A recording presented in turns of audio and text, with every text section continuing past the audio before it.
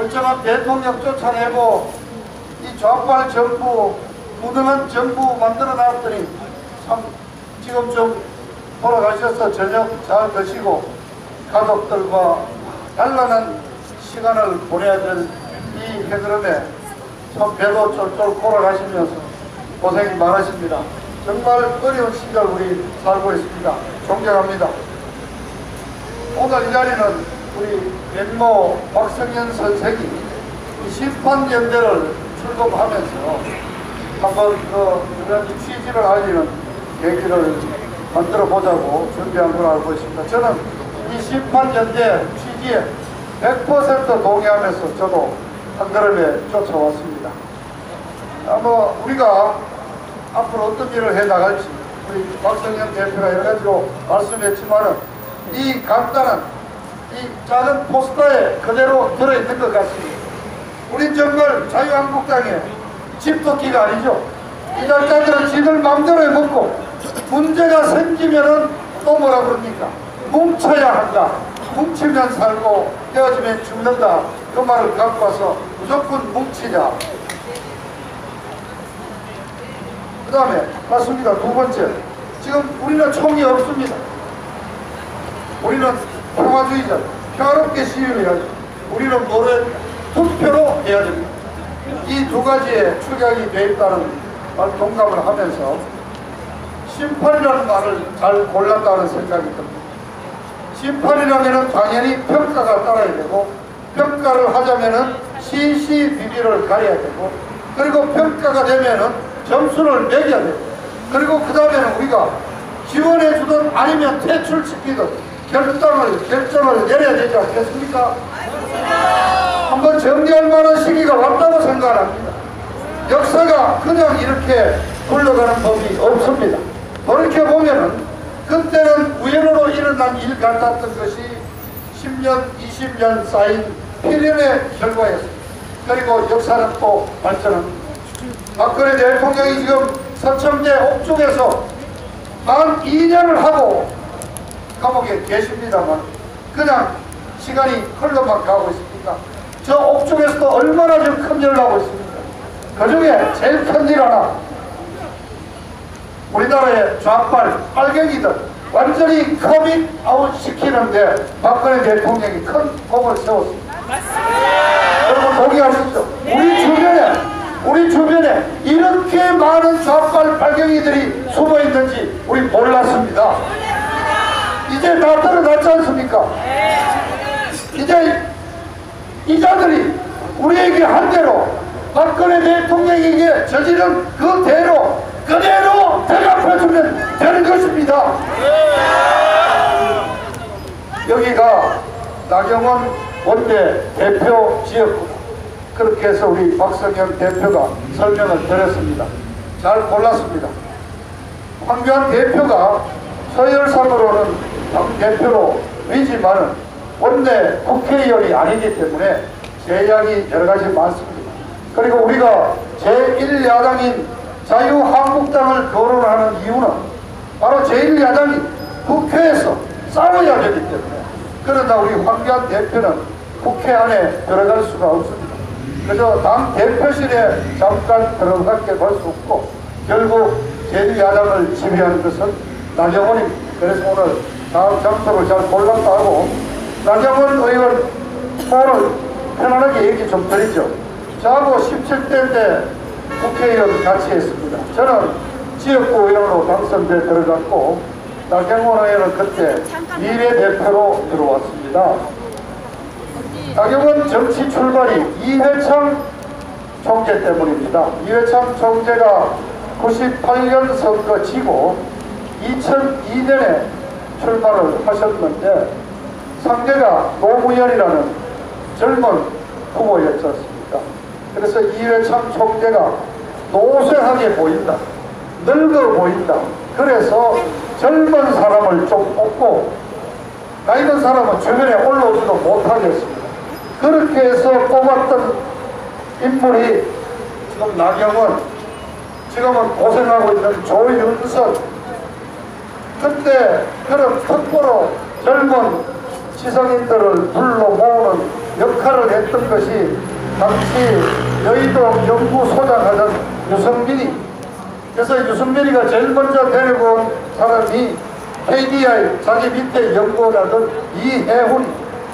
여러분 이름 들어보니까 다 익숙하지요? 네. 그리고 얘들 대충 지금도 같이 가는 한 패거리들 아닙니까? 그렇게 해서 시작했는데 저는 여러 가지로 부족한 게 많아서 국회의원 한 번 해먹고는 그냥 이명박이 욕 좀 하다가 그냥 저는 뭐 정치활동 교제돼 버리고 그냥 그만뒀는데, 나경원 의원은 워낙 인물도 출중하시고 공부도 잘하시고 인품도 훌륭하셔가지고 지금 사선 의원의 원내대표로 제1야당의 지도자가 되어 있습니다. 그래서 오늘 옛날 인연을 한번 삼아서 몇 마디 충고 말씀을 좀 드려볼까 하는 생각을 합니다. 지난 3월 12일입니까? 원내대표 국회 연설에서 우리 나경원이가 아주 대박을 쳤죠. 그저 김정은이 대변인이라는 얘기를 좀 안 들었으면 좋겠다. 그 한마디 말을 가지고 민주당 의원들이 내년 공천을 의식해서 벌떼처럼 달라들고 와 그런 바람에 나경원이 그냥 전국적인 인물로 떠버렸습니다. 근데 그날 연설문을 여러분들 뭐 다 보시지 않았겠지만 지금이라도 들어가서 검색에 나경원 연설문 다 나오고요. 자유한국당 홈페이지 들어가면 나경원 연설문 전문이 다 있습니다. 그 참 법대 판사 출신답게 정말 매끄러운 연설문을 썼습니다. 손혜원이 이름도 안 나와요. 또 어느 초선 의원의 부동산 투기, 그리고 문재인이 딸 문다혜 어제 도망갔다 그러면 되는데 주는 없는 딸이 외국으로 갔는데 의혹이 어떻고, 그리고 문재인이 보고 또 김정은이 대변인 그만해 이렇게 한 것도 아니잖아요. 어디 나경원이가 정치인이 아니라 그 연설문 읽어보면은 정치평론가가 쓴 글에 다름이 없습니다. 그런데도 우리 국민들이 나경원이 잘했다고 박수 쳐주고 난리가 났지 않습니까? 왜 그랬습니까? 그동안 자유한국당이 지난 1년 반 동안 투쟁이라고는 해본 적이 없이 그냥 진입 열렬했으니까 나경원이 그 말 한마디가 그래도 반가워서 박수를 치고 자유한국당에 열렬한 지지를 보냈습니다. 여러분 그렇죠? 그런데 그 연설문 잘 읽어보시면은요, 제일 마지막에 가면은 중요한 게 있습니다. 마지막 부분입니다. 6가지 앞으로 해나갈 일을 요구를 했는데, 6번째, 뜬금없이 내각제 개헌을 얘기합니다. 한 사람에게 과도한 권력이 집중되어 있는 이 폐단을 말하자면 개선을 하기 위해서 권력을 분산하는 내각제 개헌이 필요하다. 그런데 당장은 지금 바로 못 가니까 내각제에 가까운 권력 분산을 위한 원포인트 개헌을 하자고 주장을 했습니다. 사실은 나경원 원내대표 연설의 핵심이 바로 이 원포인트 개헌에 있지 않았냐, 저는 그렇게 생각을 합니다. 그 말씀을 다시 드리겠습니다. 자, 내각제나 대통령제나 이거는 정치학자들이 다 연구해온 학문적인 영역입니다. 둘 다 강점이 있고 단점이 있겠죠. 그러나 그 부분에 내각제와 대통령제 장단점에 대해서는 저는 그렇게 전문가도 아니고 논의를 하지 않겠습니다. 다만 어느 제도가 우리에게 맞느냐 할 때 저는 그래도 9대1 정도로 대통령제가 저희에게 맞다고, 그렇게 어떤 국민적인 공감대가 있었다고 저는 생각을 합니다. 한 가지 예를 들죠. 이른바 이 좌빨 한국 주사파 애들이 민주화 운동의 아주 큰 승리라고 주장하는 이른바 87년 직선제 그 투쟁에서 만들어진 그 87년 헌법이 내각제를 채택하지 않고 대통령제 그대로 채택했지 않습니까? 그 한 가지만 봐도 우리 남북 개치 상황에 허리 잘린 우리 한반도에서는 대통령 책임제가 맞다는 것을 다 동의한다고 생각합니다. 그런데 왜 나경원이가 이 시점에 뜬금없이 내각제에 가까운 권력 분산 원포인트 개헌을 하자고 했을까? 자, 첫째, 앞서도 얼핏 여러분들에게 힌트를 드렸습니다만은 내각제를 주장하는 정치인들이 탄핵을 찬성하고 탄핵을 주도했던 세력들과 겹치고 있습니다. 이게 우연일까요? 아니, 우연으로 지나지 않습니다. 우연이 아니겠죠. 자, 탄핵 과정이 이제 1년 반이 지나니까 하나하나 밝혀지지 않습니까? 박지원이가 민주당 우상호 그 당시 원내대표와 탄핵 논의를 하는데 최소한 19표가 필요하니까 20표는 필요한데 과연 새누리당에서 20명이 올까? 그것도 중간에 또 이탈이 있을지 모르니까 그 곱빼기 40명이 필요하다. 왜 박지원이가 그랬다는 거 아닙니까? 내 옛날 원내대표 할 때 김무성이하고 아주 가까웠으니까 내가 김무성이한테 가서 한번 얘기해 볼게. 그래 가서 어이 김 대표 개헌하려면 40석이 필요한데 좀 도와주시오. 그랬더니 얼마 안 돼서 아마 한 2, 3일이었을 거예요. 김무성이가 형님 40표 준비됐습니다. 그래서 시작했다는 거 아닙니까? 그런데 결과는 어떻게 됐습니까? 40표에서 22표가 더 붙어서 62표가 나왔습니다. 그래서 저는 대구 시민 여러분, 탄핵은 민주당 애들이 한 게 아니라 우리 새누리당 국회의원들이 탄핵을 했다고 생각합니다. 우리 잘못입니다. 근데 박지원, 김무성, 거기 동조한 유승민, 이게 대표적인 우리나라의 내각제 개헌론자들 아닙니까? 이른바 엇필친 얘들은 의회 중심주의를 얘기하고 공화주의를 얘기하는데 그들의 속셈은 내각제였습니다. 그래서 이른바 내각제를 고리로 해서 경북 좌파 세력 김종석이 일당과 동조하는 거로 탄핵이 일사천리로 시작됐다는 것을 우리는 알고 있습니다. 그래서 나경원이가 내각제 개헌을 얘기하는 순간 우리는 그것이 순수한 정치 제도상의 선택이 아니라 탄핵에 참여했던 탄핵 찬성 세력 그 배신자들과의 어떤 공감대가 형성됐다고 우리는 의심할 수밖에 없는 것입니다.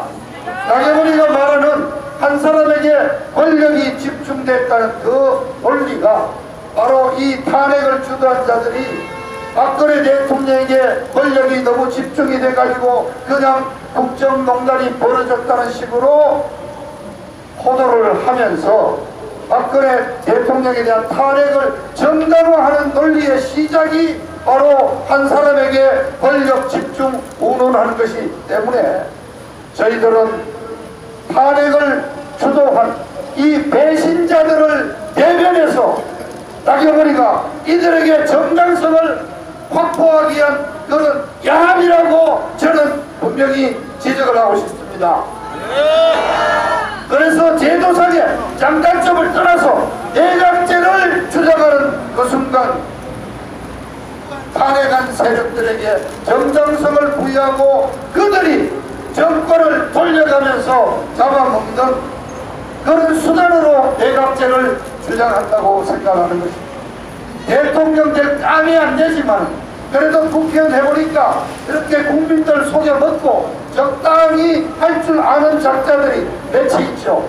바로 김무성이, 박지원이, 거기다가 요즘 또 설치는 송학규, 뭐 유승민이도 이제 아이 좀 차면 순서가 돌아오면 하겠지. 이런 식으로 내각제를 해서 돌아가면서 총리 한번 해보고 이러겠다는 어떤 공감대가 탄핵을 한 세력들 사이에 아주 강한 끈끈한 윤대로 맺어져 있다고 저는 생각을 합니다. 그리고 내각제를 하게 되면은 여러분 임기가 없습니다. 내각이 불신임 받으면은 내각 국회 예산하고 선거합니다. 그래서 일본의 경우 가까운 일본 1년에 2번도 선거를 합니다. 그렇게 선거를 수시로 할 때 시민들이 과연 국회로 진출할 기회가 있겠습니까? 아버지가 국회의원, 지금 아베 총리가 그렇지 않습니까?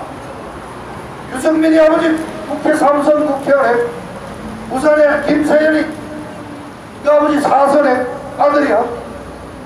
지금 이자들이 부자, 세습, 손자까지 내각제 가지고 세습 대대로 국회의원 해먹겠다고 하는 작당이 바로 내각제가 아닌가. 여야가 필요 없습니다. 숫자가 모자라면 작은 군소정당끼리 연합해서 한 명이라도 숫자가 많으면 여당이 되고 또 한쪽만 떨어져 나가면 그 다음날로 또 1당 2당이 바뀌는 것. 한마디로 3권 분립이 아니라 의회 통제를 하겠다. 그리고 지들은 뺄짓한 지들은 세습을 해서 대대손손 부귀영화 누리겠다는 게 바로 내각제 업무라는 말씀을 분명히 드립니다. 다음 두 번째, 왜 이 시점에서 했냐 이게.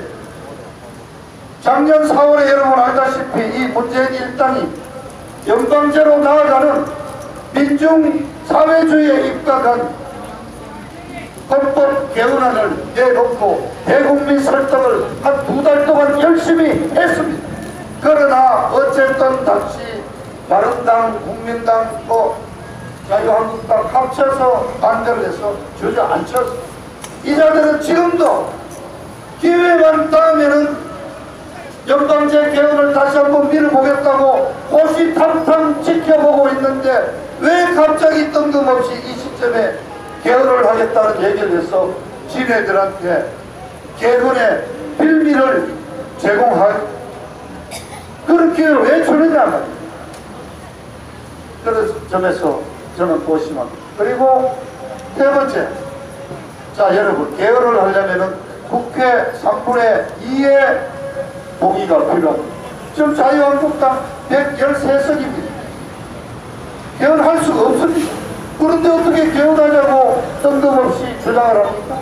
그래서 저는 정말 이게 그냥 의심으로 끝났으면 합니다만은 뭔가 지금 이 주석과 이 문재인 정부와 물밑에서 여러 가지로 너희들 어려우니까 적당히 우리하고 이렇게 해서 우리가 주장하는 대통령은 안보와 외교에만 책임을 지고 국내 정치는 총리에게 맡기는 이원 집정부식 개헌을 원포인트로 해서 우리가 총리 맡아가면서 하고 너는 그냥 임기 다 채우고 해먹어라.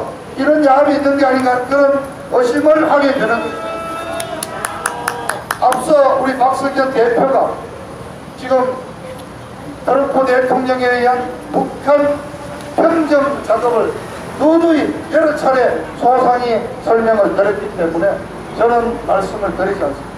아주 쉽게 얘기하죠. 여러분 보기에 문재인이 임기 다 채울 것 같습니까? 아니요. 오래 갈 것 같습니까? 네. 아니면 두서자를 정리합니다. 네. 날마다 놓고 있는 운명입니다. 그럼 자 다음 주 11일날 미국으로 가죠. 제가 지난주 대한문 연설에서 말씀드렸지만은 트럼프 대통령이 불러들인 겁니다. 저는 그렇게 표현했습니다. 학생 주임이 문제 학생 교무실로 와 불러들인 겁니다. 이게 뭐가 있습니까? 트럼프 대통령이 한마디로 말해서 네가 그동안 한 짓을 다 알고 있으니까 이제 분명히 해. 어느 편에 설 건가? 또 시진핑의 편에 서고 김정은의 편에 서서 나를 그냥 사기치려고 장난칠 거냐, 아니면 동맹으로서 우리 미국 편에 설 거냐를 분명히 최후 동점할 거라고 생각합니다. 그동안 얼마나 못된 짓을 했습니까? 공해상에서 남해 공해상에서 유조선 보내가지고 파이프 달아가지고 석유, 휘발유, 디젤 다 몰래 이런 거 환정해주고, 북한 배를 러시아 배라고 속여가지고 러시아산이라고 속여서 석탄 밀수해주고, 이런 모든 걸 미국이 다 파가고 있지 않습니까? 여러분 아시죠? 한국 배 하나 잡혀서 지금 6개월째 부산항에 묶여 있습니다. 포항에도 지금 3척이 묶여 있습니다. 아마 이번에 트럼프 대통령이 그 명세에서 다 꺼내놓고, 자 문재인 너 어떻게 할래?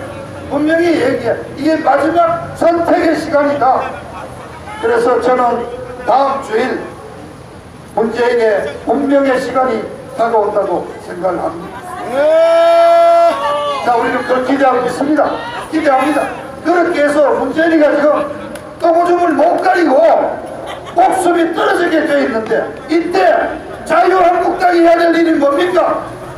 강력한 대여 투쟁으로 문재인이 끌어내려야죠. 그런데 이 자들이 뒷구멍에서 문재인이 더 목숨 붙여서 연출 붙여서 3년 임기 더 하도록 해줄 테니까 우리한테 원포인트 개헌해서 나 김무성이 총리함 하게 해줘, 박지원이도 하게 해줘, 손학규도 하게 해줘, 이런 업무가 진행되고 있는 게 아닌가 하는 통탄사로운 마음에서 제가 오늘 여러분들에게 호소하고 있는 것입니다.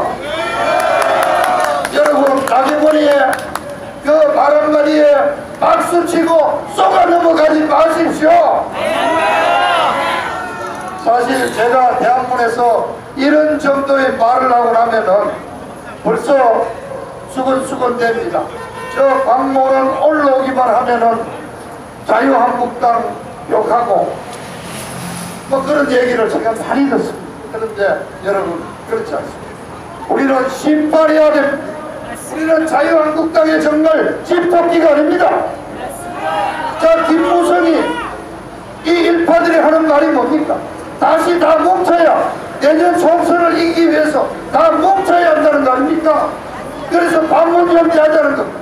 그 바른미래당도 합치고, 그럼 유승민이도 합치고, 다 쌓아내라는, 여러분 쌓아놔야 됩니까? 아닙니다. 저도 정답은 내리지 못하겠습니다만, 이런 식으로 탄핵한 놈들, 어떻게 뛰쳐나갔던 놈들 전부 다 합치는 거는 그냥 잡탄밖에 안 된다고 생각합니다.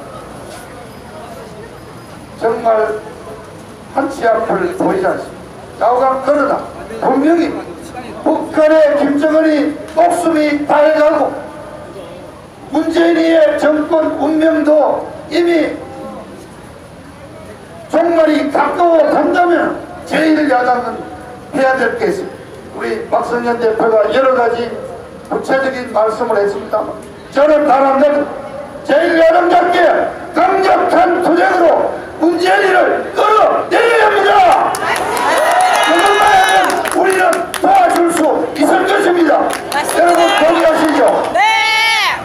자, 그렇습니다. 자, 내년 총선을 앞두고 우린 정말 투표로 심판합시다. 그리고 우리가 자한당의 집토가 아니라 냉철한 눈으로 지켜보고 평가하고 시시 비밀을 가려서 저자들을 심판할 것이라는 점을 분명히 여러분 결의를 다져 주셨으면 합니다. 여러분